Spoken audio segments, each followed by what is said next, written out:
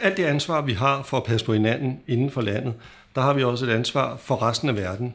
Og det betyder, at det nytter ikke noget at trække osteklokken ned over hovedet, og så scrolle så højt som muligt, at du dus med himlens fugle, og så håbe på, at det hele går over.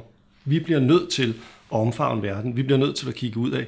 Vi bliver nødt til at bruge sådan nogen som jer, til at sørge for, at danskerne kommer ud i verden, til at sørge for, at vi lærer af de bedste ude omkring, og til at sørge for, at alle de gode indtryk, alle de muligheder, som der er, også bliver en del af det danske samfund. På den måde bliver vi også et rigere samfund. Så globalisering for os handler om at gribe alle de muligheder, der er, og der er virkelig mange muligheder for noget, der er rigtig, rigtig spændende. Uden selvfølgelig, at det så bliver sådan, at vi giver slip på det, som vi også er, nemlig det særligt danske, det med, at vi passer på hinanden, det med, at vi sørger for de svageste osv. De der grundværdier tager vi med os, når vi går ind i den her globaliserede verden. Jamen, vi tror på, at et lille land som Danmark, sammen med andre små lande, kan være med til at gøre en forskel ude i verden. Og der er nogen, der siger, bør vi ikke sørge for, at der ikke er danske soldater ude i verden? Bør vi ikke sørge for alene at have en humanistisk indsats?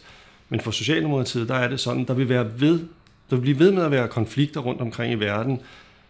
Det kan være i Rwanda eller andre steder, hvor der sker overgreb. Og vi kan ikke som danskere bare lukke øjnene og passe på os selv. Vi bliver nødt til at tage vores ansvar for at sikre, at der er humanisme, for at sikre, at der er ligestilling, for at sikre, at der bliver passet på de mennesker, som lider andre steder rundt omkring i verden.